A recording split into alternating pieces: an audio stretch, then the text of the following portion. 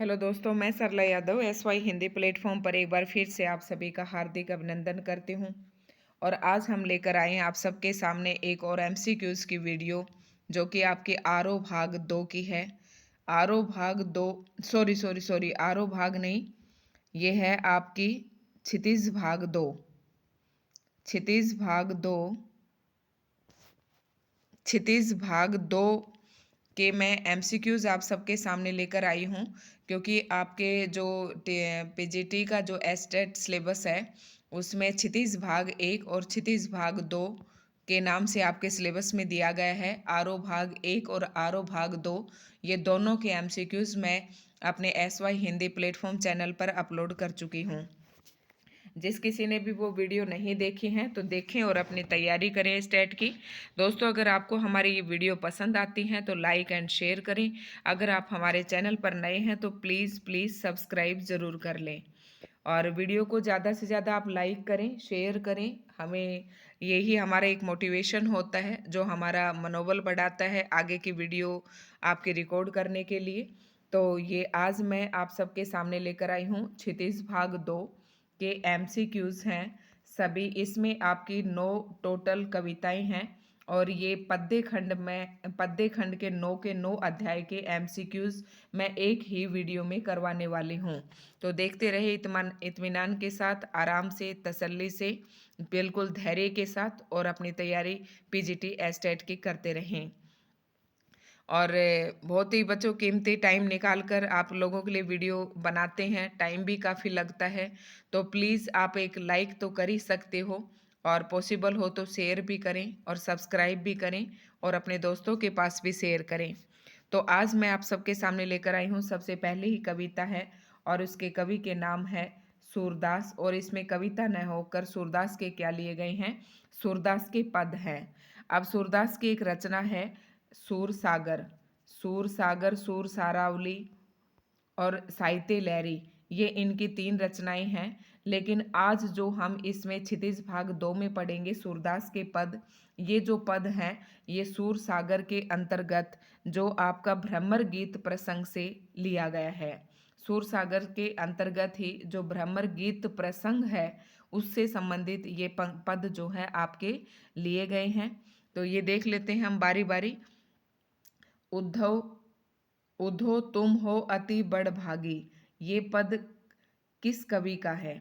तो ये आप बता देंगे ये किस कवि का है। तो आपको पता है ये सूरदास का है, क्योंकि हम सूरदास के पद ही पढ़ रहे हैं।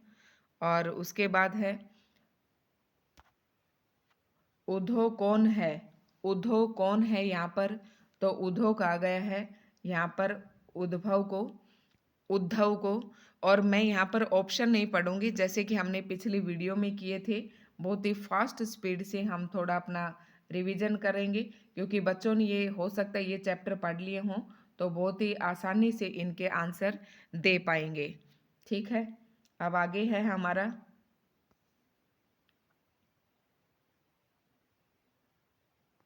प्रश्न नंबर, अब थोड़ी स्टार्टिंग है, शुरुआत कर देती हूँ मैं। प्रश्न नंबर 3, हमारे हरी हारिल की लकड़ी, ये कथन किसका है? देखिए, इसी तरीके के प्रश्न आपसे पूछे जाएंगे। तो ये कथन है हमारी गोपियों का। योग का संदेश गोपियों को कैसा लगता है?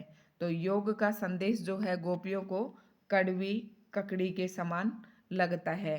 इसमें क्या कहा गया है कि जब मथुरा को छोड़कर ये गोपियों को छोड़कर भगवान श्री कृष्ण जी मथुरा चले जाते हैं। हाँ, तो ये पंक्तियाँ तब गई गई हैं जब भगवान श्री कृष्ण जी गोपियों को छोड़कर मथुरा चले जाते हैं और मथुरा जाकर फिर वापस नहीं आते हैं, और उद्धव के माध्यम से, उद्धव के द्वारा वो गोपियों को एक संदेश भिजवाते हैं कि तुम निर्गुण निर्गुण की उपासना करो। लेकिन गोपियाँ जो है निर्गुण को बेकार कहती हैं, और वो कहते हैं कि हम निर्गुण जो ब्रह्म है हम उसकी उपासना नहीं करेंगे, हम योग के संदेश को नहीं मानने वाले हैं, हमारी निष्ठा तो सैगुण ही रहेगी। ठीक है, तो इस प्रकार के एक संदेश भेजते हैं। योग का संदेश गोपियों को कैसा लगा? तो कड़वी ककड़ी के समान लगा। मैं ये मान के चल रही हूँ कि ये मैं 3-4 क्वेश्चन में इसलिए थोड़ा-सा कन्फ्यूज़ हो रही थी कि बच्चों को एक बार कविता की स्टोरी बताऊँ, पदों के संदर्भ में कुछ बताऊँ, तो अब मैं ये मान के चल रही हूँ कि आपने पद पढ़ लिए हैं। गोपियों के अनुसार राजनीति में निपुण कौन हो गया है? तो राजनीति में निपुण कौन हो गया है? श्री कृष्ण जी हो गए हैं। गोपियों के लिए व्याधि क्या है? गोपियों के लिए व्याधि क्या है? व्याधि का मतलब क्या होता है? रोग। तो ये यहाँ पर रोग होता है और व्याधि में आपको एक संधि होती है, यण संधि। तो व्याधि में यण संधि है और ये प्रश्न कई बार पूछा जाता है। पिछली बार पीजीटी एस्टेट में व्याधि की संधि पूछी गई थी, इसलिए मैंने बता दिया आप सबको। गोपियों के अनुसार योग की शिक्षा कैसे मन के लोगों के लिए उचित है? तो कैसे मन के योगों के लिए है? गोपियों के अनुसार योग की शिक्षा तो वो चंचल मन के लोगों के लिए उचित है। सच्चा राज धर्म किसे सुखी रखना है? सच्चा धर्म राज धर्म किसे सुखी रखना है? तो स्वयं को, राजा को, राज परिवार को, ये इसका आंसर होगा प्रजा को। तो श्री कृष्ण ब्रज से मथुरा जाते समय ब्रज से किसका मन चुरा कर ले गए थे? तो किसका? गोपियों का। नेक्स्ट प्रश्न है हमारा, सूरदास का जन्म किस सन में हुआ? तो सूरदास का जन्म हुआ था 1478 में। अगला प्रश्न है प्रश्न नंबर है हमारा, सूरदास का निधन, प्रश्न नंबर 11, सूरदास का निधन किस सन में हुआ था? जन्म तो 1478 में हुआ और मृत्यु कब हुई थी इनकी? 1583 में। 1583 में। सूरदास के काव्य की भाषा क्या है? सूरदास के काव्य की भाषा क्या है? तो इसमें ब्रज भाषा है। सूरदास किस रस के श्रेष्ठ कवि माने जाते हैं? सूरदास क्या किसके? वात्सल्य रस के सर्वश्रेष्ठ कवि माने जाते हैं। इसी से मुझे ध्यान आया कि आज ही मैंने वीडियो अपलोड की है रस से संबंधित, रस के अव्यय, रस निष्पत्ति और रस क्या होता है। ये तीनों टॉपिक मैंने एक ही वीडियो में करवाए हैं, जो कि रस का जो टॉपिक है वो टीजीटी और पीजीटी एस्टेट दोनों के लिए इम्पोर्टेंट है। जिस बच्चे ने भी नहीं देखी है वो प्लेलिस्ट में जाकर चेक कर सकते हैं और प्लेलिस्ट में मैंने ये काव्य शास्त्र के अंतर्गत ऐड कर दिया है। अगर वीडियोज में आप जाकर चेक करते हैं तो वीडियो में आपको ऊपर ही मिल जाएगी है। तो सूरदास जी जो थे वात्सल्य रस के थे और वात्सल्य रस क्या होता है? जो संतान के प्रति प्रेम होता है उसे वात्सल्य कहते हैं। अगला प्रश्न है, अपरस रहत स्नेह तगा तय। यहाँ अपरस का अर्थ है, ये देखो इम्पोर्टेंट है, पेपरों में कई बार पूछा गया है, ये बोर्ड के पेपरों द्वारा पूछा गया है। तो इसका आंसर होगा आपका नीरस। अपरस मतलब जिसमें रस नहीं होता, अर्थात नीरस, बिना रस के। पुर पुरइनी पात किसका पत्ता होता है? पुरइनी पात किसका पत्ता होता है? कमल का। गुर चाटी जो पागी में गुर है। गुर का मतलब आप सबको पता है कि गुड़ से है। और नेक्स्ट प्रश्न है प्रश्न नंबर 17, प्रीति नदी में पाउन बोरियो में अलंकार है। प्रीति नदी इन्हीं दो अक्षर में पाउन बोरियो में अलंकार है, तो इसमें रूपक अलंकार है। मन की मन ही मांझ रही ये दशा किसकी है? तो ये दशा किसकी है? गोपियों की। नेक्स्ट प्रश्न है, अवधि आधार आस आवन की में कौन सा अलंकार है? इसी प्रकार के प्रश्न आपके पेपर में पूछे जाएंगे। आप देख रहे होंगे यहाँ पर ए वर्ण है, यहाँ पर भी ए वर्ण है, यहाँ भी ए, यहाँ भी ए। तो एक ही वर्ण की आवृत्ति जहाँ बार बार होती है वहाँ अनुप्रास अलंकार होता है। उत ते धार वही किस चीज की धार है? किस चीज की है? योग की। ये देखना पंक्तियों में से कविता पदों की पंक्तियों में से ही प्रश्न उठाए गए हैं और इसी प्रकार के प्रश्न आजकल पूछते हैं कवि। हारिल कौन है? हारिल कौन है? यहाँ पर हारिल क्या है? एक पक्षी का नाम है। समझी बात कहत मधुकर के में मधुकर कौन है? तो मधुकर यहाँ पर उद्धव है। गोपियों के अनुसार श्री कृष्ण क्या पढ़ आए हैं? तो श्री कृष्ण राजनीति पढ़ के आए हैं। गोपियाँ कहती है कि श्री कृष्ण हमारे साथ राजनीति का खेल खेल रहे हैं। उद्धव भले लोग आगे के में आगे के क्या है? तो आगे के क्या है, मतलब पहले के। गोपियाँ श्री कृष्ण से क्या वापिस चाहती हैं? गोपियाँ श्री कृष्ण से उनका जो मन है ये वापिस चाहती हैं। तो गोपियाँ उनके मन को वापिस चाहती हैं। अगला प्रश्न है प्रश्न नंबर 26 यानी कि 26। और अति बड़भागी किसे कहा गया है? अति बड़भागी किसे कहा गया है? तो अति बड़भागी उद्धव को कहा गया है। चेतन अचेतन अवस्था में गोपियाँ किसका नाम रटती है? चेतन और अचेतन अवस्था में किसका नाम रटती हैं? कृष्ण जी का। किसके नए आने से गोपियाँ व्याकुल है? तो श्री कृष्ण जी के नए आने से गोपियाँ व्याकुल हैं। सुनत जोग लागत है ऐसो ज्यों करुई ककरी। कहता है कि योग तो हमें ऐसा लगता है जैसे कड़वी ककड़ी। तो यहाँ पर कौन सा अलंकार है? उपमा अलंकार है। मैंने कहा था ज्यों, सा, से, समरूप, सदृश्य, तो वहाँ पर क्या होता है? हमारा उपमा अलंकार होता है। विरहिणी विरह दही में दही का क्या अर्थ है? तो यहाँ पर दही का अर्थ है जलना। यहाँ पर दही का अर्थ है जलना। अपरस रहत सने तगाते, यहाँ तगा का क्या अर्थ है? तो तगा का अर्थ है यहाँ पर बंधन।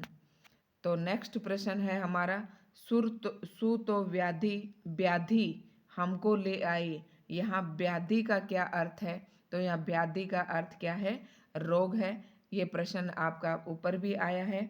अगला प्रश्न है गोपियाँ क्या नहीं सुनना चाहती थी? गोपियाँ क्या नहीं सुनना चाहती थी? भक्ति भोग, कर्म योग, योग संदेश या विपश्यना। तो क्या नहीं सुनना चाहती थी? योग संदेश को नहीं सुनना चाहती थी। नेक्स्ट प्रश्न है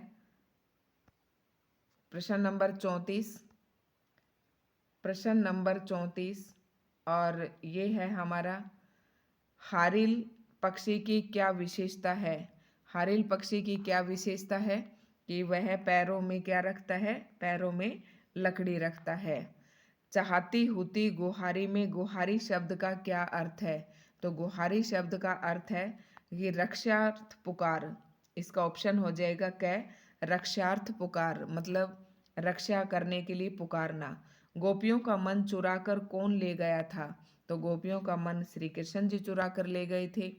गोपियों के अनुसार पहले से ही चतुर कौन था? तो पहले से ही श्री कृष्ण जी चतुर थे।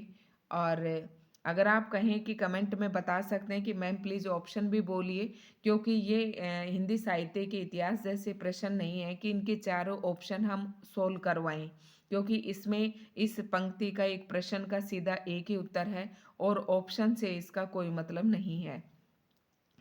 श्री कृष्ण की हारिल से तुलना किसने की है? तो श्री कृष्ण से हारिल की तुलना गोपियों ने की है। नेक्स्ट प्रश्न है हमारी हरी हारिल की लकड़ी यह किसने किसको कहा? तो ये हमारी हरी हारिल की लकड़ी ये किसने किसको कहा? ये गोपियों ने उद्धव को कहा। ये थे प्रश्न नंबर 39 और उसके बाद हमारी दूसरी कविता शुरू हो जाती है। ये है राम लक्ष्मण परशुराम संवाद। तो राम परशुराम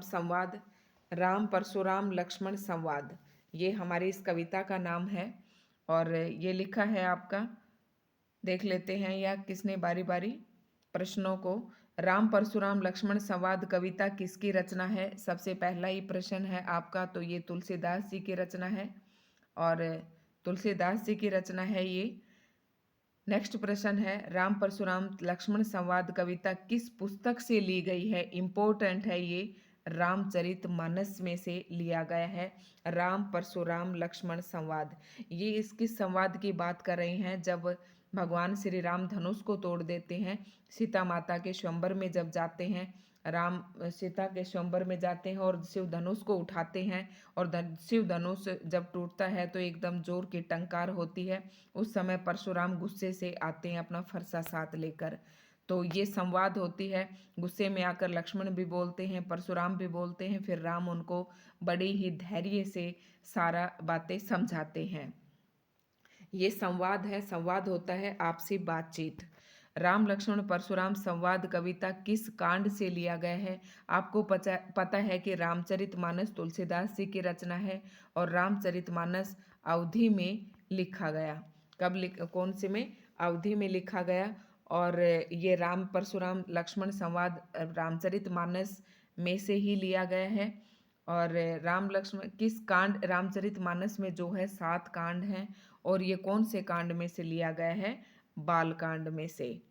नेक्स्ट प्रश्न है, राम ने किसका धनुष तोड़ा था? तो ये आपको पता है, शिव धनुष तोड़ा था। और तुलसी का जन्म किस सन में हुआ था?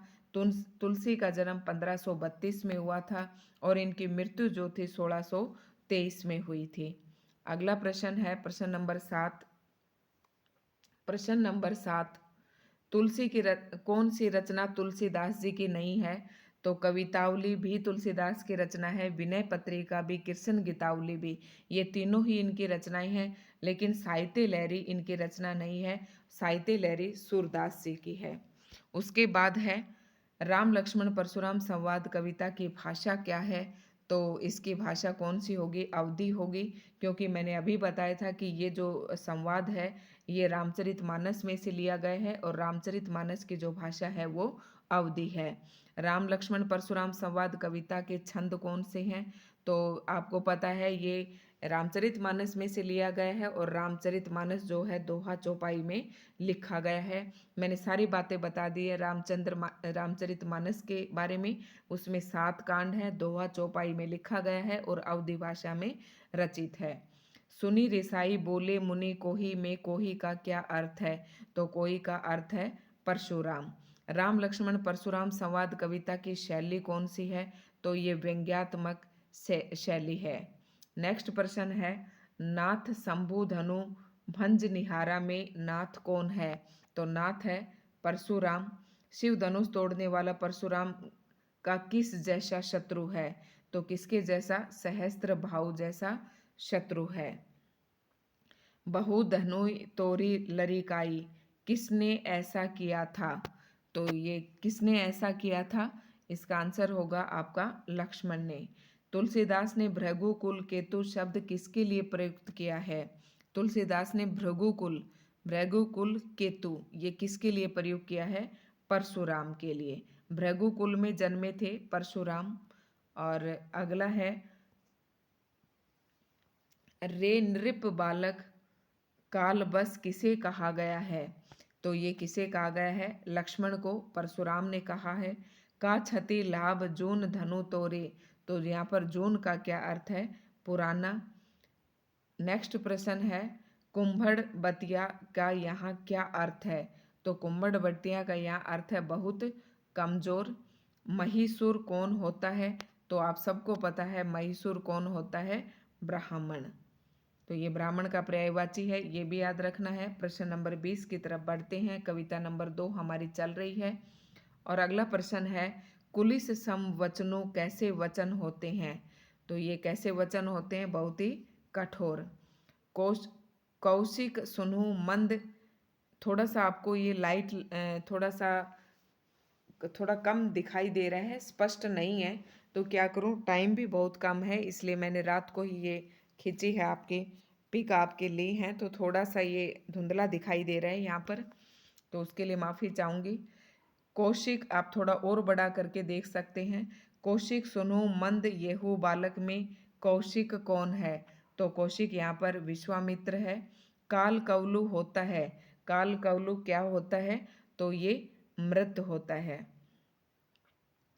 नेक्स्ट प्रश्न है, तुलसीदास ने गाधी सुनो शब्द किसके लिए प्रयुक्त किया है? तो ये विश्वामित्र के लिए। विप्र बिचारी बचो नृप द्रोही, तो ये बै की आवर्ती है, तो यहाँ पर भी आपका अनुप्रास अलंकार होगा। राम ने लक्ष्मण को कैसे रोका? राम ने लक्ष्मण को कैसे रोका? इशारे से रोका। राम ने किस जैसे शब्द कहे? किसके जैसे शब्द कहे? जल के जैसे शब्द कहे। अब आगे है, कृषाणु किसे कहा गया है? कृषाणु किसे कहा है? आग को। हम देसी भाषा में करसी बोलते हैं ना, ये गुड़गांव साइड इधर करसी बोलते हैं, कोई कोर बोलता है, मतलब गोसे का छोटा सा टुकड़ा। तो ये होता है आग को। युद्ध भूमि में शत्रु को सामने देखकर अपने यश का गान कौन करता है? कौन करता है? कायर लोग करते हैं। अरि करनी करी करिए लड़ाई में अलंकार है। तो यहाँ पर भी ए और कै की आवर्ती हो रही है, कै की आवर्ती हो रही है, तो यहाँ अनुप्रास अलंकार है। कोटि कुलिस सम वचनो तुम्हारा में अलंकार है, यहाँ पर सम आ गया देखो, तो यहाँ पर उपमा अलंकार है। इसी तरह से अगर आपको अलंकार पढ़ने हैं तो आप हमारे SY हिंदी प्लेटफॉर्म पर जाकर पढ़ सकते हैं। मैंने बिल्कुल ट्रिक के साथ यहाँ पर करवा रखा है और आप देखते ही पंक्तियों को समझ जाएंगे कि इसमें कौन सा अलंकार है। आप प्लेलिस्ट में जाकर देखें, मैंने काव्य शास्त्र वाले प्लेलिस्ट में भी वीडियो डाल रखी है और वीडियो में भी आपको मिल जाएगी। परशुराम ने राजाओं से अनेक बार भूमि जीत कर किसको दी? तो परशुराम ने राजाओं से अनेक बार भूमि जीत कर किसको दी? ब्राह्मणों को दी। और इसके साथ ही मैं बता देती हूँ TGT PGT जो एस्टेट के स्टूडेंट हैं, कम से कम 60-70% जो सिलेबस है आपका हमारे हिंदी साहित्य SY हिंदी प्लेटफॉर्म चैनल पर मैं पूरा करवा चुकी हूँ और अभी कोशिश हमारी जारी है कि आपका पूरा हो जाए। बसंत भाग 1 भी संपूर्ण हो चुकी है, बसंत भाग 2 और 3 के भी हमारे आधे आधे चैप्टर लगभग हो चुके हैं। आरोह भाग 1 तो लगभग कंप्लीट हो चुकी है, उसके कुछ चैप्टर रहते होंगे। आप प्लेलिस्ट में जाकर चेक कर सकते हैं क्योंकि अभी 20-22 दिन का टाइम हमारे पास और भी है। और आपको कई बच्चे पूछ रहे थे कमेंट करके कि मैम लिटरेचर कहाँ से पढ़ें? तो बेटा टाइम तो एक ही महीने का मिला है और उसमें मैंने आपके आदि काल और जो भक्ति काल हैं, ये आपके पेपर में काल के नाम से नहीं दे रखे हैं, आपके उसमें सिलेबस में काव्य धारा के नाम से दे रखे हैं। तो ये आप जो मैंने काव्य धारा है आदि काल की और भक्ति काल की, ये मैंने संपूर्ण करवा रखी हैं। आदि काल के तो MCQs भी 125 प्लस के आसपास डाल रखे हैं। तो जिस बच्चे में नहीं देखी हैं वो देख सकते हैं। काव्य शास्त्र आज मेरी तरफ से कंप्लीट हो गया है, सिर्फ एक ही टॉपिक रहा है छंद, और छंद को मैं ये चाहती हूँ कि बहुत अच्छे तरीके से पढ़ाऊँ और इसके लिए पूरी तरह से ब्लैक बोर्ड का प्रयोग करके टॉपिक पढ़ाया जाएगा, तभी आपको समझ में आएगा। सिर्फ ये रहता है, तो आप देख सकते हैं एक बार चैनल की जो विजिट कीजिए, प्लेलिस्ट को चेक कीजिए।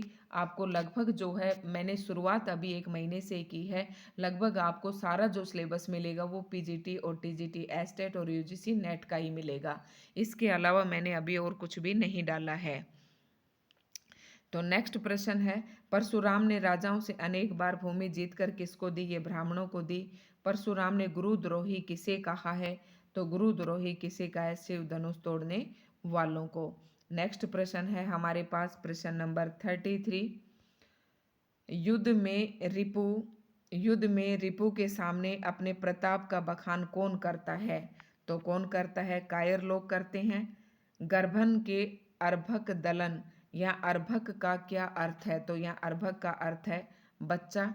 तुलसीदास के अनुसार कुंभड़बतियाँ किसे देखकर मुरझा जाती हैं? तो ये तर्जनी को देखकर, तर्जनी एक उंगली होती है, ठीक है, तर्जनी उंगली, ये जो आपकी पहले ही उंगली होती है तर्जनी होती है, फिर उसके बाद आपकी बीच वाली होती है, फिर ये जिसे हम तिलक लगाते हैं आपकी अनामिका होती है। परशुराम ने लक्ष्मण के लिए किन किन शब्दों का प्रयोग किया है? तो लक्ष्मण के लिए इन्होंने कुटिल, निजकुल, फालक, कालवश, इन तीनों ही शब्दों का प्रयोग किया है, तो उपयुक्त सभी इसका आंसर हो जाएगा। नेक्स्ट प्रश्न है, देखी कुठार सरासन बाना, यहाँ कुठार का क्या अर्थ है? तो कुठार का अर्थ है कुल्हाड़ा। रण में रिपु को पाकर अपने प्रताप का बखान कौन करते हैं? तो प्रताप का बखान कायर लोग करते हैं। क्षत्रिय कुलद्रोही कौन थे? क्षत्रिय कुलद्रोही कौन थे? तो इसमें इसका आंसर हो जाएगा आपका परशुराम। धरई के भाडे किसे कहा गया है? तो यहाँ पर द्विज देवता को कहा गया है। त्रिपुरारी शब्द का क्या अर्थ है? तो त्रिपुरारी शब्द का अर्थ है यहाँ पर भगवान शंकर के लिए प्रयोग किया गया है। बाल ब्रह्मचारी कौन थे? तो बाल ब्रह्मचारी अगस्त ऋषि थे। परशुराम लक्ष्मण का वध क्या समझकर नहीं करते? तो वो बालक समझकर नहीं करते। कुंभड़वतियाँ किसे देखकर मुरझा जाती हैं? तो तर्जनी को देखकर मुरझा जाती हैं। खर कुठार में अकरन कोही, यहाँ कोही का क्या अर्थ है? तो यहाँ कोही का अर्थ क्रोधी है। बच्चों देखो, इतनी वीडियो रिकॉर्ड करते करते गला बिल्कुल बैठ गया है। और तो आपसे यही रिक्वेस्ट है कि प्लीज़ वीडियो को लाइक एंड शेयर जमकर करें। अगर आप चैनल पर नए हैं तो बीच में ही रुककर सब्सक्राइब कर लें, उसके बाद अपनी वीडियो देखें। तो यही आपसे रिक्वेस्ट है, प्लीज़ कोई माइंड ना करें। देव कवि का जन्म किस सन में हुआ? अब अगली कविता आ जाती है हमारी कविता नंबर 3, और कविता नंबर 3 का नाम है हमारे पास अभी तक ये आपने आराम आराम से, मैं थोड़ा सा फास्ट स्पीड से करवा रही हूँ, आप वीडियो को रोक रोक कर वीडियो देख सकते हैं। तो यहाँ पर अगली जो पद हैं वो हमारे देव द्वारा रचित हैं, और वो कौन से शैली में रचे गए हैं? ये हमारे कवित सवैया शैली में रचे गए हैं। कवित सवैया में ये रचे गए हैं। तो देव द्वारा हैं, देव इनके कवि हैं। देख लेते हैं कवि देव का जन्म किस सन में हुआ था? तो ये 1673 में हुआ था। 1673 में। देव का जन्म कहाँ हुआ था? देव का जन्म कहाँ हुआ था? तो ये इटावा में हुआ था। देव की मृत्यु किस सन में हुई थी? तो ये 1767 में हुई थी। देव किस काल के कवि हैं? ये इम्पोर्टेंट प्रश्न यहाँ पर आया है। तो देव जो हैं ये रीतिकाल के कवि हैं। रीतिकाल के कवि कौन से हैं? चिंतामणि, भूषण, मतीराम, देव, घनानन, बोधा, आलम, ठाकुर, ये सारे कौन से कवि हैं? रीति काल के कवि हैं। किंकनी यहाँ कहाँ पहनने वाला आभूषण होता है? तो ये कटी में, कटी मतलब कमर में पहनने वाला। नेक्स्ट प्रश्न है प्रश्न नंबर 6। प्रश्न नंबर 6, रुक जा भाई। पियनी नूपुर मंजू बजे सवैया में किसका वर्णन किया गया है? किसका वर्णन किया गया है यहाँ पर? तो यहाँ पर किया गया है पियनी नूपुर मंजू बजे सवैया में किसका वर्णन है? तो ये श्री कृष्ण जी का वर्णन है। श्री कृष्ण के सांवले शरीर पर किस रंग के वस्त्र सुशोभित हो रहे हैं? तो ये पीले रंग के वस्त्र सुशोभित हो रहे हैं। श्री कृष्ण के माथे पर क्या सुशोभित हो रहा है? तो ये किरीट। और कवि ने जग मंदिर दीपक सुंदर किसे कहा है? कवि ने जग मंदिर दीपक सुंदर किसे कहा है? तो ये इसका आंसर हो जाएगा श्री कृष्ण जी को। कवि ने श्री ब्रज दुल्हु किसे कहा है? दुल्ह किसे कहा है? तो ये श्री कृष्ण जी को ही कहा है। डार द्रुम पलना कवित में कवि ने किस ऋतु का वर्णन किया है? तो ये किया गया है बसंत ऋतु का वर्णन। और अगला प्रश्न है हमारे पास, बसंत ऋतु का वर्णन था। कवि ने बसंत का किस रूप में वर्णन किया है? तो ये बालक के रूप में किया है। बालक बसंत ने किसके बने वस्त्र पहने हुए हैं? तो ये फूलों के बने हुए। बालक बसंत को झूला कौन झूला रहा है? कौन झूला रहा है? तो ये पवन झूला रहा है। केकी कीर कौन है? तो केकी कीर ये मोर और तोता है। पुरित पराग सो उतारो करे राई नौन, करे राई नौन राई। नौन राई करते हैं ना, अपने किसी को नजर लग जाती है जब। क्या उतारा जा रहा है? तो ये नजर उतारी जा रही है। नौन राई से तो नजर ही उतारते हैं। कंज कली किस फूल की कली है? तो ये है कमल की। बसंत किस महीप का बालक है? तो बसंत जो है मदन का बालक है, और मदन जो है आपका कामदेव का पर्यायवाची है। बालक बसंत को सुबह कौन जगाता है? तो ये गुलाब जगाता है। और नेक्स्ट प्रश्न है, फटिक में सिलानी सो कवित में किसका वर्णन किया गया है? तो यहाँ पर राधा का वर्णन किया गया है। नेक्स्ट जो प्रश्न है प्रश्न नंबर 21 और कविता नंबर 3। देव के सवैया और कवित की भाषा कौन सी है? तो ये आपको पता है ब्रज भाषा। फटिक सिलानी सो सुधार्यो सुधा मंदिर में अलंकार कौन सा है? ये सभी को पता है आपको, अनुप्रास अलंकार है। यहाँ पर फै सै वर्ण की आवर्ती हो रही है, फै की नहीं। राधा की सखियाँ किस जैसी हैं? तो राधा की सखियाँ तारा सी हैं। आंगन में किसका फैन फैला हुआ लगता है? तो ये दूध का फैला हुआ लगता है। मकरंद शब्द का क्या अर्थ है? तो मकरंद का है फूलों का रस। पवन झुलावे केकी कीर बतरावे, यहाँ कीर का क्या अर्थ है? तो यहाँ कीर का अर्थ है तोता। कीर तोते का पर्यायवाची है। और नेक्स्ट प्रश्न है, मंद हसी मुख चंद जुन्हाई, यहाँ जुन्हाई का क्या अर्थ है? तो यहाँ जुन्हाई का अर्थ है चांदनी। पवन झुलावे केकी कीर बतरावे, यहाँ केकी का क्या अर्थ है? तो यहाँ केकी मोर को कहते हैं। श्री कृष्ण ने नुपुर कहाँ पहने हैं? तो नुपुर तो पता है पैरों में ही पहनते हैं। श्री कृष्ण ने किरीट कहाँ पहना हुआ है? तो किरीट माथे पर पहनते हैं, जिसे मुकुट कहते हैं। श्री कृष्ण कटी में क्या पहनते हैं? तो श्री कृष्ण कटी में यानी कि क्या पहनते हैं? किंकिनी पहनते हैं।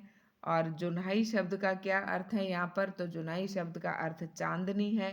मदन शब्द का क्या अर्थ है? मैंने आपको अभी बताया था कामदेव। श्री ब्रज दुलय देव सहाय में देव शब्द का क्या अर्थ है?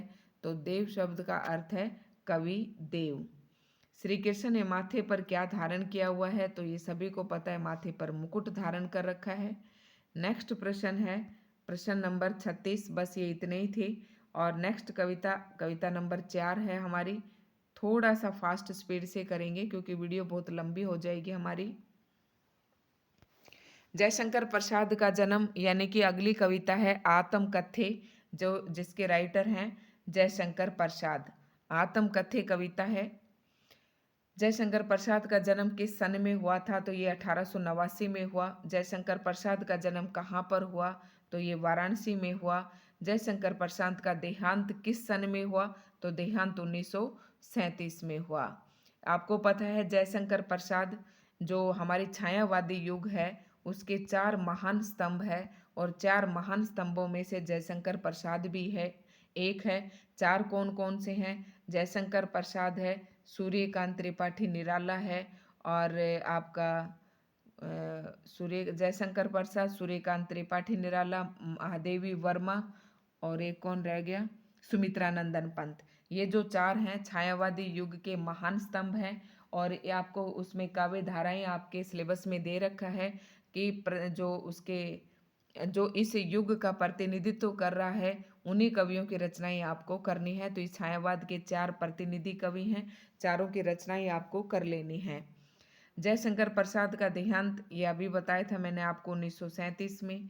जयशंकर प्रसाद को कामायनी पर कौन सा पुरस्कार मिला? तो कामायनी पर इनको मिला मंगला प्रसाद मिला। जयशंकर प्रसाद के द्वारा रचित नाटक कौन सा है? तो ध्रुव स्वामिनी। नाटक तो इन्होंने बहुत सारे लिखे हैं। जयशंकर प्रसाद किस काव्य धारा के कवि हैं? ये मैंने अभी बताया छायावादी। जयशंकर प्रसाद काशी के किस कॉलेज में पढ़ते थे? तो ये क्वींस कॉलेज में पढ़ते थे। नेक्स्ट प्रश्न है प्रश्न नंबर 8। जयशंकर प्रसाद द्वारा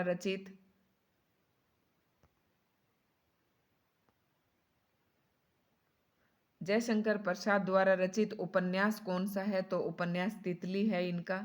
कंकाल, तितली, इरावती, ये जयशंकर प्रसाद जी के उपन्यास है। आत्मकथे कविता पहली बार किस पत्रिका के आत्मकथा विशेषांक में प्रकाशित हुई? तो ये हंस में। जयशंकर प्रसाद का प्रसिद्ध कहानी संग्रह कौन सा है? तो कहानी संग्रह ये इनका आकाशदीप है। आंधी, इंद्रजाल। कौन अपनी कहानी गुनगुना कर कह रहा है? तो ये मधुप कह रहा है। मधुप यहाँ पर भंवरे की ये जो है पर्यायवाची है। और मुरझाकर क्या गिर रहा है? तो मुरझाकर क्या गिर रहा है? पत्तियां गिर रही हैं। व्यंग्य मलिन उपहास क्या है? तो ये क्या है? खराब ढंग से निंदा करना। लोग कवि को अपनी किस बीती को सुनाने के लिए कहते हैं? तो ये दुर्बलता को। गागर रीति से कवि किसके खालीपन की बात कर रहा है? तो ये मन के खालीपन की बात कर रहा है। प्रवंचना का क्या अर्थ है? प्रवंचना का अर्थ है आपका धोखा। किसका सोपन देखकर कवि जाग गया है? तो ये जो है सुख का सोपन देखकर कवि जाग गया है। अनुरागनी उषा कैसा प्रभात होता है? तो ये प्रेमपूर्ण। पंथा क्या है? पंथा किसको कहते हैं? मार्ग को। इसे पथ भी कहते हैं। अगला प्रश्न है कंथा से कवि का क्या तात्पर्य है? तो यहाँ पर अंतर्मन है। कंथा का मतलब यहाँ पर अंतर्मन से है। नेक्स्ट प्रश्न है प्रश्न नंबर 21। औरों की सुनकर कवि क्या करना चाहता है? तो औरों की सुनकर कवि मौन रहना चाहता है। कवि का कोई सोई है, कवि की कोई सोई है, अभी थक कर मौन रूप में क्या सोई है? तो ये व्यथा, व्यथा मतलब दुख, दर्द। कवि ने अपनी आत्मकथा को क्या कहा है? तो भोली कहा है। अरे खिलखिलाकर हंसने,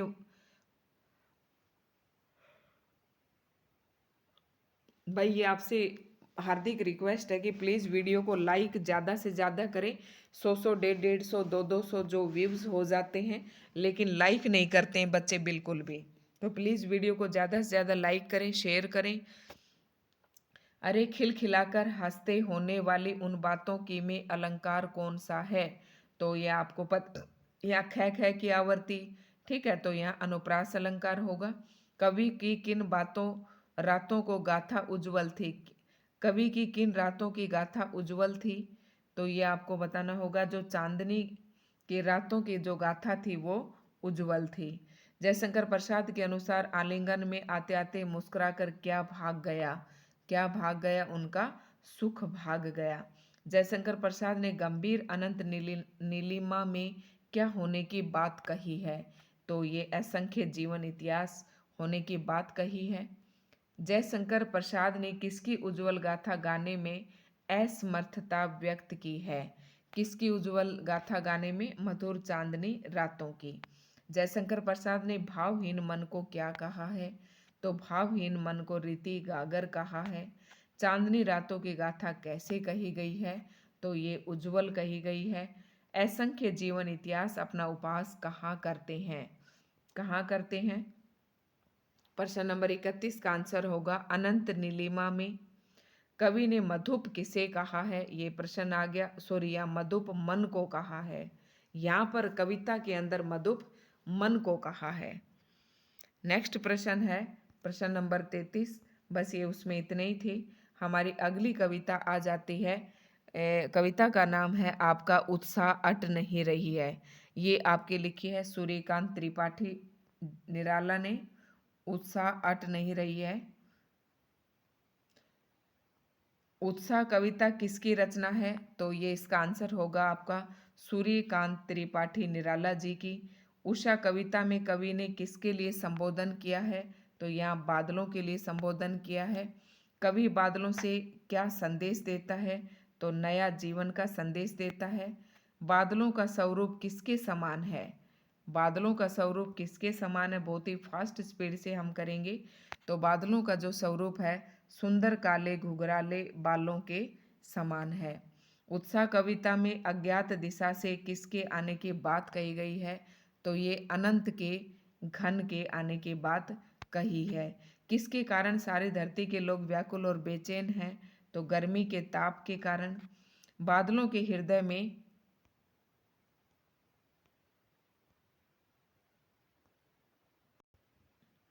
ये माफ़ी चाहूँगी, मैं बीच में से कट नहीं करूँगी, थोड़ा सा हाथ लग गया था तो वीडियो आपकी ये हो गई थी थोड़ी सी उल्टी सीधी।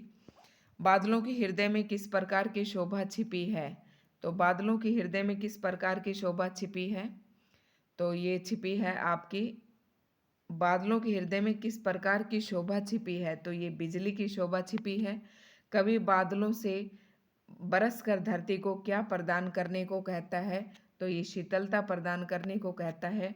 विश्व के निदाग के सकल जन, यहाँ निदाग का क्या अर्थ है? तो निदाग का मतलब है यहाँ पर गर्मी। उत्साह कविता हिंदी साहित्य की किस काव्य धारा से संबंधित है? तो ये छायावाद से है, क्योंकि इनके जो कवि है सूर्यकांत त्रिपाठी निराला जी, तो ये भी एक छायावाद के महान स्तंभ, चार छायावाद के 4 महान कवियों में से एक है। अगला प्रश्न है विश्व के निधाग के सकल जन, यहाँ सकल का क्या अर्थ है? तो यहाँ सकल का अर्थ मतलब सब। बाल कल्पना कैसे पाले में किस अलंकार का प्रयोग किया गया है? तो ये उपमा अलंकार का। अट नहीं रही है कविता किसकी रचना है? तो ये सूर्यकांत त्रिपाठी निराला जी की है। कवि ने अट नहीं रही है, सॉरी, कविता में किस महीने की मादकता का आभा का महीने की मादकता या आभा का वर्णन किया है? तो ये फाल्गुन मास की। कवि के प्रिय किसे अपने श्वास से सुगंधित कर रही है? तो किसे कर रही है? प्रकृति को। कवि के मन को क्या प्रदान किया गया है? कवि के मन को क्या प्रदान किया गया है? पंख प्रदान किए गए हैं। कहाँ शोभा और सौंदर्य भरा हुआ है? तो ये वन में भरा हुआ है। और नई कोपलों में क्या छाया हुआ है? तो लाली छाई हुई है। अट से अभिप्राय है प्रविष्ट करना। घर घर भर देते हो में अलंकार है। तो इसमें अलंकार है घर घर, एक ही जैसे वर्ण के उच्चारण हो रहा है। तो ये भर देते हो यहाँ तक पूछा है। अगर घर घर में पूछता तो पुनरुक्ति प्रकाश अलंकार होता। तो अब यहाँ पर अनुप्रास अलंकार है। अट नहीं रही है कविता में हटाने पर भी क्या नहीं हट रही है? तो आँख नहीं हट रही है। पर कर देते हो में अलंकार है। तो ये यमक अलंकार है। अट नहीं रही है कविता में पाठ पाठ पर क्या बिखरी है? तो पाठ पाठ पर शोभाश्री बिखरी हुई है। अगला प्रश्न है प्रश्न नंबर 24। थोड़े से ज़्यादा ही प्रश्न है इसके। बादलों में क्या छिपा हुआ है? तो ये वज्र छिपा हुआ है। वज्र छिपा हुआ है। पत्तों से लदी डाल पर कौन कौन से रंगों की छटा बिखरी हुई है? तो यहाँ पर बिखरी हुई है हरी और लाल। उत्साह किस प्रकार का गीत है? ये बार बार मेरी उंगली यहाँ पर लग जाती है।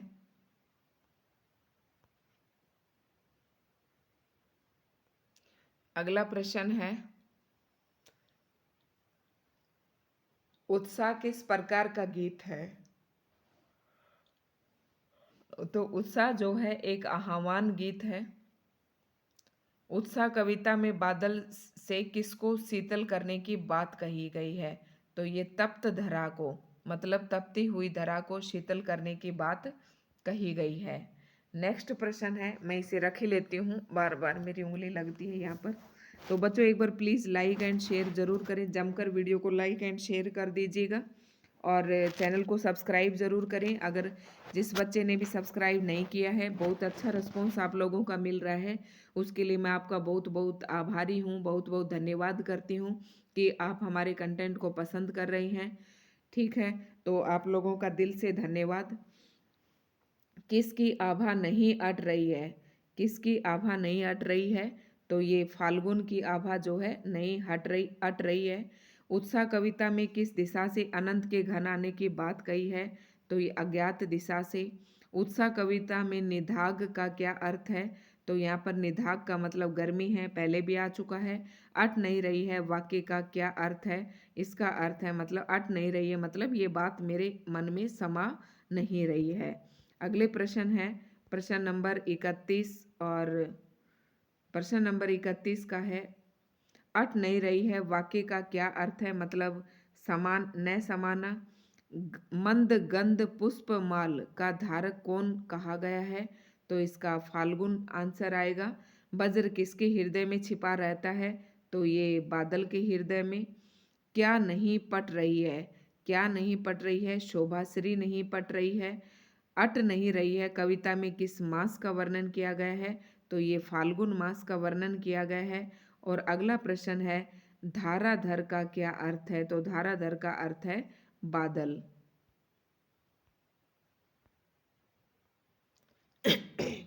अगली कविता है हमारी यह दंतुरित मुस्कान। अगली कविता नई शुरू हो रही है। कविता किसकी रचना है? तो ये नागार्जुन की रचना है। दंतुरित मुस्कान किसकी है? तो कवि के नन्हे से बच्चे की मुस्कान है। बच्चे का शरीर किससे भरा हुआ है? तो बच्चे का शरीर बहुत ही आसान सी कविता है, ये फूलों से भरा हुआ है। कवि की झोपड़ी में बच्चा किस रूप में है? तो कवि की झोपड़ी में बच्चा कमल के फूल के रूप में है। अगला प्रश्न है बच्चे के शरीर के स्पर्श मात्र से कौन से फूल झड़ने लगते हैं? तो ये शेफालिका के फूल झड़ने लगते हैं। अगले प्रश्न है प्रश्न नंबर 6। बच्चा कवि की ओर किस प्रकार देखता रहा था किस प्रकार बिना पलक झपकाए। नन्हा सा बच्चा किसे नहीं पहचान पा रहा था, तो ये कवि को नहीं पहचान पा रहा था। दही, घी, शहद, जल और दूध का योग जो देवता और अतिथि के सामने रखा जाता है, उसे इस कविता में क्या कहा गया है, तो उसे मधुपर्क कहा गया है। मधुपर्क कहा गया है। कवि को बच्चे की मधुर मुस्कान से किसने परिचित कराया, तो उसकी पत्नी ने परिचित करवाया। कवि ने स्वयं को क्या माना है, कवि ने स्वयं को क्या माना है, कवि ने स्वयं को क्या माना है, चिरप्रवासी माना है। जलजात का क्या अर्थ है, तो यहाँ पर जलजात का क्या अर्थ है, इसका आंसर आपको बताना है। ऑप्शन है गुलाब, कमल, तो इसका ऑप्शन आपका राइट आंसर है कमल। इतर से क्या अभिप्राय है, इतर से क्या अभिप्राय है, तो इतर का मतलब दूसरा।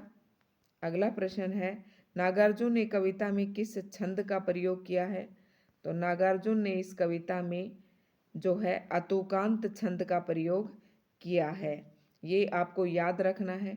ये जो कविता है दंतुरित मुस्कान, इसमें अतुकांत छंद का प्रयोग किया है। दंतुरित मुस्कान में कवि के ध्यानाकर्षण का केंद्र क्या है, तो कवि का जो नन्हा बच्चा है वही उसके ध्यान को आकर्षित करता है। दंतुरित मुस्कान में किसकी आंखें चार होने की बात कही गई है, तो कवि और बच्चे की आंखें चार होने की बात कही है। ये दंतुरित मुस्कान कविता में माँ की उंगलियां क्या कराती रही हैं, क्या कराती रही हैं, मधुपर्क, क्या कराती रही हैं, मधुपर्क। माँ की उंगलियां क्या कराती रही हैं। परस पाकर में अलंकार है, परस पाकर में कौन सा पै की आवर्ती के कारण अनुप्रास अलंकार है।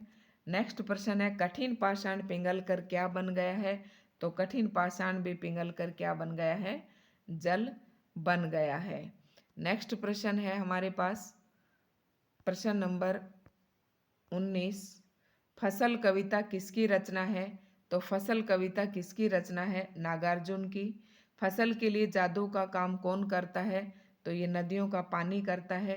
नदियों का पानी फसल को क्या देता है, तो ये जीवन देता है। फसल किनके हाथों के स्पर्श की गरिमा है, तो ये इंसान। संदली से क्या अभिप्राय है, चंदन की, मतलब संदली से चंदन की। हवा फसल को क्या सिखाती है, तो हवा फसल को क्या सिखाती है, थिरकना सिखाती है। फसल कितनी नदियों का जादू है, फसल कितनी नदियों का जादू है, तो ढेर सारी।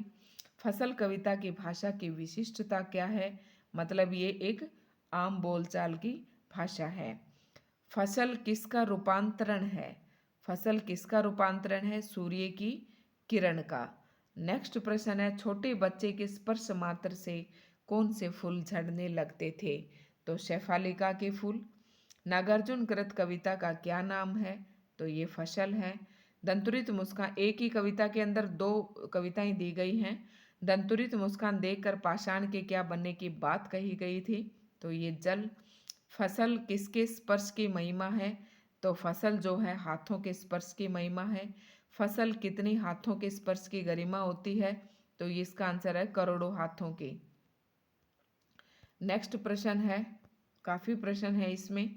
छोटे बच्चे के स्पर्श मात्र से कौन से फूल झड़ने लगते हैं, तो इसमें शेफालिका। ये दोबारा से आपका आ गया है, ये एक मिनट में देखती हूँ।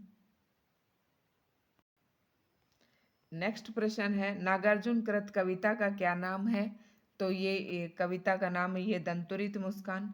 ये दंतुरित मुस्कान कविता में माँ की उंगलियां क्या कराती रही हैं, तो ये रिपीट हो रही है यहाँ पर, मधुपर्क। फसल को किसका सिमटा हुआ संकोच कहा गया है, तो ये हवा की थिरकन का। बच्चे की दंतुरित मुस्कान किसमें जान डाल देती है, तो ये मृतक में भी जान डाल देती है। चिर प्रवासी में इतर वाक्यांश, चिर प्रवासी में मैं इतर वाक्यांश में चिर प्रवासी कौन है, तो ये कवि हैं। फसल किसके स्पर्श की महिमा है, तो फसल जो है हाथों के स्पर्श की महिमा है। झोपड़ी में खिल रहे जलजात का क्या अर्थ है? तो झोपड़ी में खिल रहे जलजात का क्या अर्थ है? ये धूली धूसर गात। नेक्स्ट प्रश्न है, फसल में किसकी प्रधानता है? फसल के में किसकी प्रधानता है? तो यहाँ पर प्रकृति की। और कवि ने फसल में क्या पाया? तो नदियों के पानी में जादू। फसल में क्या पाया कि नदियों के पानी में जादू था, जिसके कारण फसल अच्छी हुई। मधुपर्क शब्द का क्या अर्थ है? तो यह पंचामृत है। कवि की झोपड़ी में क्या खिल रहे थे? जलजात खिल रहे थे। तालाब छोड़कर जलजात कहाँ खिले थे? तो ये झोपड़ी में खिले थे। तो ये थी हमारी कविता। और अगली कविता है छाया मत छूना। छाया मत छूना, ये जो कविता है गिरजा कुमार माथुर की है। इसका पहला ही प्रश्न है, छाया मत छूना कविता किसकी है? गिरजा कुमार माथुर की। कवि कौन सी यादों को याद करने के लिए मना करता है? तो पुरानी सुख भरी बातों को याद करने से मना करता है। पुरानी सुख भरी यादों को याद करने से क्या बढ़ जाता है? तो मन में छिपा दुख बढ़ जाता है। जीवन में कैसी यादें फैली हुई हैं? तो ये सुखों की मोहक यादें फैली हुई हैं। अगर और थोड़ा सा रुक रुक कर करवाना हो तो आप कमेंट बॉक्स में बता सकते हैं। मैं तो थोड़ा, आपके पास टाइम बहुत कम है इसलिए थोड़ा सा फास्ट स्पीड से कर रही हूँ, ऑप्शन भी नहीं पढ़ रही हूँ। जीवन में कैसी यादें फैली हुई हैं? तो सुखों की मोहक। जीवन में कौन से क्षण को व्यतीत हो जाना है? सुख के क्षण को। सुख के क्षण जो है कवि कहता है कि हमेशा के लिए नहीं रहते। चांदनी किसकी प्रतीक है? प्रेम भरे क्षणों की। शेष रही क्या प्रकट करता है? मतलब ये प्रेम रूपी सुगंध का बना रहना। नेक्स्ट प्रश्न है प्रश्न नंबर 8। चांदनी रात में के पीछे कौन सी रात छिपी रहती है? तो आपको पता है, अमावस्या की अंधेरी रात। मृग तृष्णा का क्या अर्थ है? धोखा। क्या होते हुए भी दुविधा से ग्रस्त रहते हैं? प्रश्न का आंसर होगा साहस। रस बसंत जाने पर से क्या तात्पर्य है? तो इसका आंसर होगा उचित समय बीत जाने पर। फल फूल का खिलना से क्या अभिप्राय है? तो फूल का खिलना मतलब सुखों की प्राप्ति। छाया मत छूना कविता में किस बिंब का प्रयोग किया गया है? तो इसमें मानस बिंब का प्रयोग किया गया है। नेक्स्ट प्रश्न है प्रश्न नंबर 14। प्रश्न नंबर 14, छाया मत छूना कविता में हर चंद्रिका में क्या छिपा होने की बात कही है? तो काली रात। कविता के अनुसार छाया छूने से क्या होता है? तो दुगना दुख होता है। छाया को छूने से दुगना दुख होता है।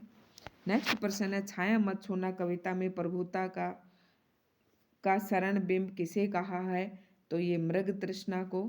यश है न वैभव है, मान है न सरमाया। यह सरमाया का क्या अर्थ है? तो ये है पूंजी।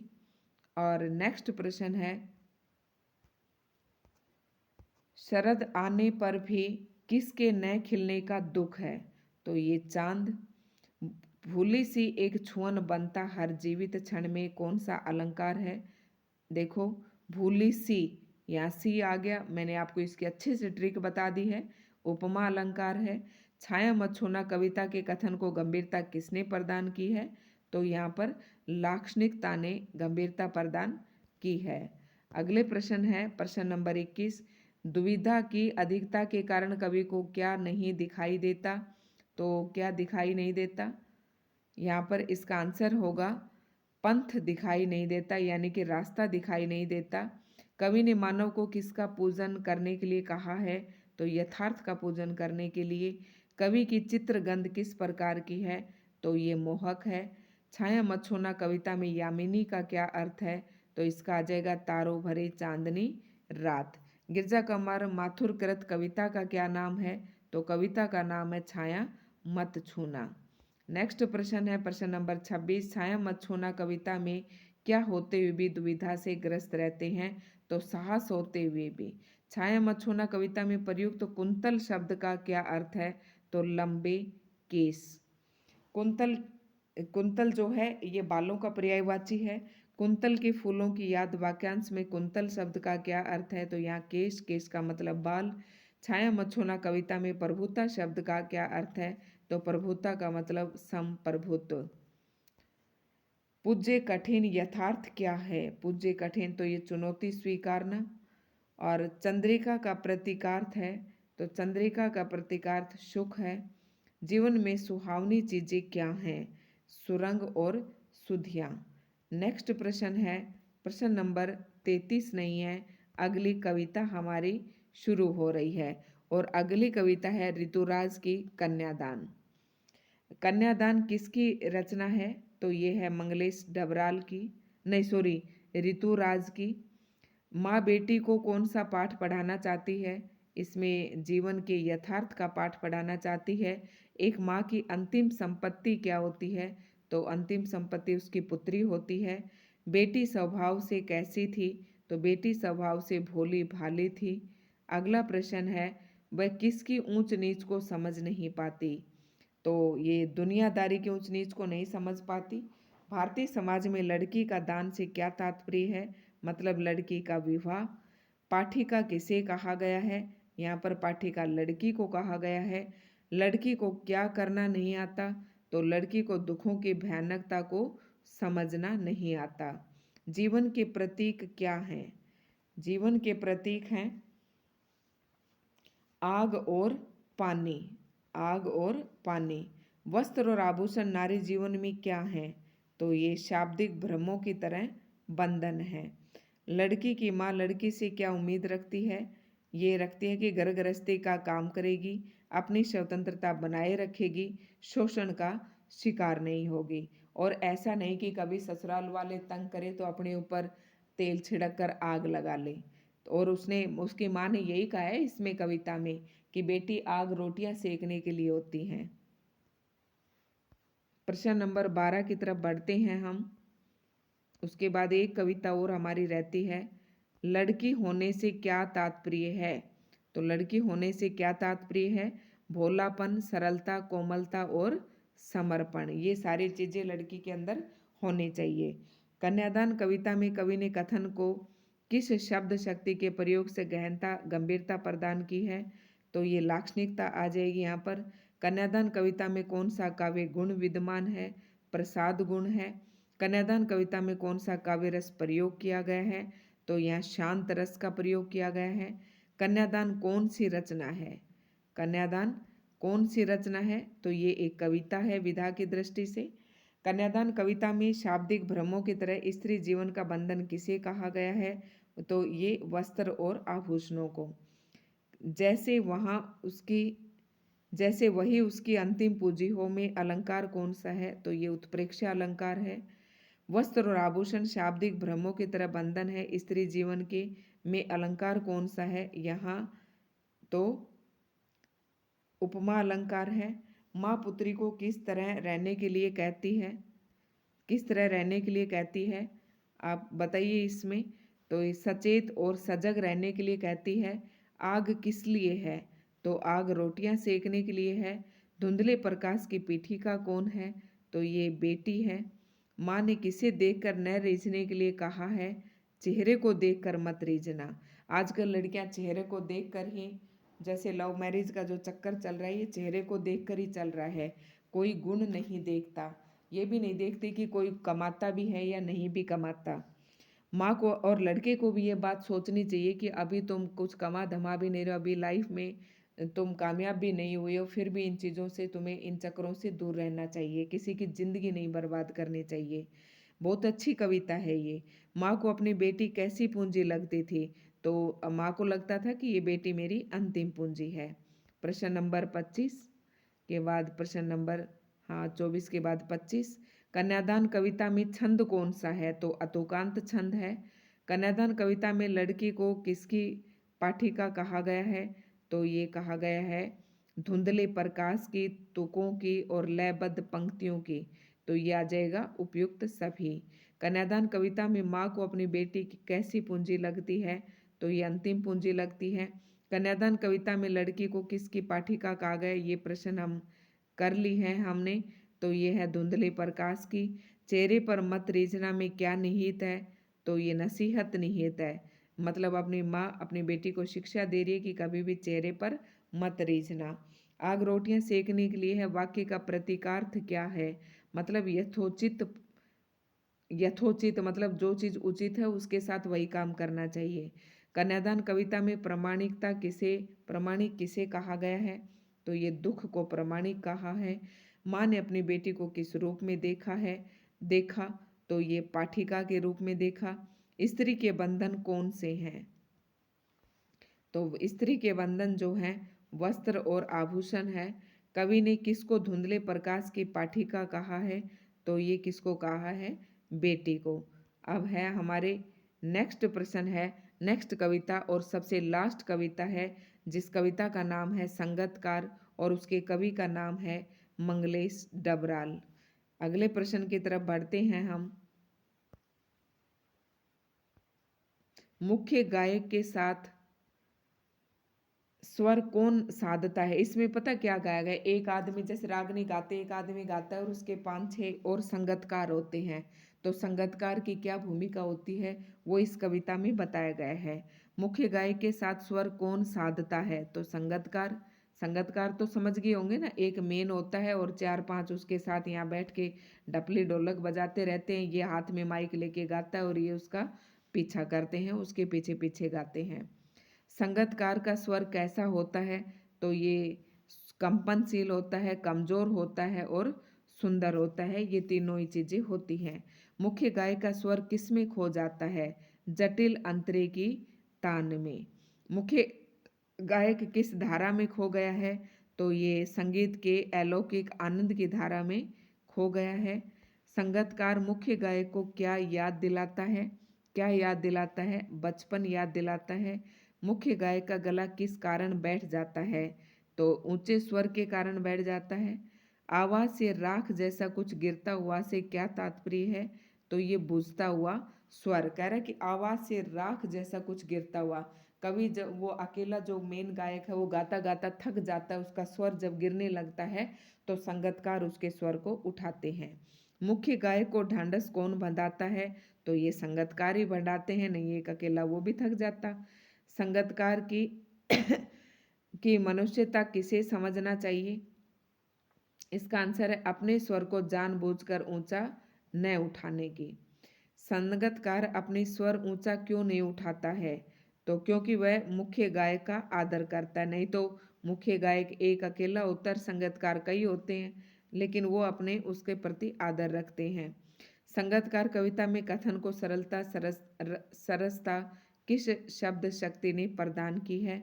तो अभिधा शब्द शक्ति ने। और अभिधा शब्द शक्ति वह होती है जिस काव्य को पढ़ते ही आपको तत्काल उसका अर्थ समझ में आ जाए, वह अभिधा शब्द शक्ति होती है। तो ये थी आपकी अभिधा शब्द शक्ति। इसी से मुझे ध्यान आया, पीजीटी एस्टेट में अभिधा शब्द शक्ति आपके जो है सिलेबस में दी गई हैं। शब्द शक्ति, शब्द शक्ति मतलब अभिधा, लक्षणा और व्यंजना तीनों की मैंने एक वीडियो बनाकर डाल रखी है, जिस किसी बच्चे नहीं देखे हैं वो देख सकते हैं। अगला जो प्रश्न है जल्दी जल्दी करते हैं। संगतकार कविता में कौन सा काव्य गुण है? तो यहाँ प्रसाद गुण है। संगतकार कौन सी रचना है? तो कविता है। संगतकार कविता में स्वामी या टेक को छोड़कर गीत के चरण को क्या कहते हैं? तो इसे अंतरा कहते हैं। चट्टान जैसे भारी में कौन सा अलंकार है? चट्टान जैसा, जैसे मैंने बताया था ना उपमा, तो यहाँ उपमा अलंकार होगा। जटिल तानों के जंगल में अलंकार है, कौन सा आ जाएगा? जय जय। तो ये हो जाएगा आपका जटिल तानों के जंगल में। तो यहाँ पर आपका रूपक अलंकार है। और जैसे उसे याद दिलाता हो उसका बचपन में कौन सा अलंकार है? तो जैसे उसका उत्प्रेक्षा। नेक्स्ट प्रश्न है प्रश्न नंबर 19। संगतकार कविता में कौन सा काव्य रस है? कौन सा काव्य रस है? बताएंगे शांत रस है। सप्तक से अभिप्राय क्या है? तो संगीत के साथ शुद्ध स्वर। कमजोर और कांपती हुई आवाज किसकी थी? तो ये संगतकार की। अनहद से क्या तात्पर्य है? तो अनहद का मतलब होता है अपार मस्ती। मुख्य गाय को अकेलेपन का एहसास कौन कराता है? तो मुख्य गाय को अकेलेपन का एहसास संगतकार करवाते हैं। संगतकार कविता में छंद है तो ये मुक्तक छंद है।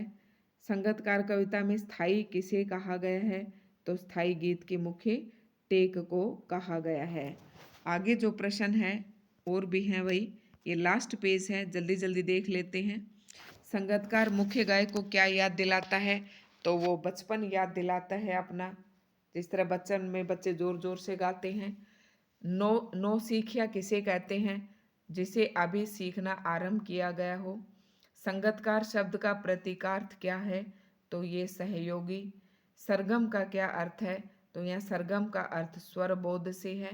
और नेक्स्ट प्रश्न है, मुख्य गायक के भारी स्वर का उपमान क्या है, तो ये चट्टान है, चट्टान की तरह कहा गया है उसके भारी स्वर को।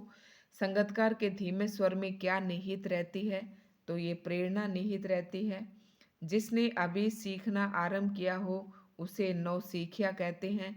संगतकार किसे कहते हैं, तो संगतकार जो है किसे कहते हैं, मुख्य गायक का साथ देने वालों को क्या कहते हैं, संगतकार कहते हैं। मुख्य गायक का साथ देने वाले कलाकार को क्या कहते हैं, तो उसे संगतकार कहते हैं। तो दोस्तों ये थे हमारे आज के प्रश्न, और संपूर्ण हमारी मैराथन जो है यहीं पर ख़त्म होती है। ये थे, फिर से बता देती हूँ, क्षितिज भाग 2 के MCQs। क्षितिज भाग 2 MCQs थे आपके पद्य खंड के। ठीक है, तो आज यहीं पर ये पद्य खंड के जो है संपूर्ण होते हैं सारे। दोस्तों आपको ने ये वीडियो को बस जमकर लाइक एंड शेयर करनी है और चैनल को ज़्यादा से ज़्यादा सब्सक्राइब करना है। यही बस आपसे एक उम्मीद है, यही बदले में चाहते हैं जो इतनी देर रात तक आपके लिए वीडियो रिकॉर्ड कर रहे हैं, और इससे आपका भी भला है और हमारा भी भला है। तो दोस्तों बहुत बहुत धन्यवाद, आपका जो अपार प्रेम और स्नेह जो मिल रहा है कमेंट्स के थ्रू, बहुत खुशी हो रही है और दिल से बहुत बहुत आभार।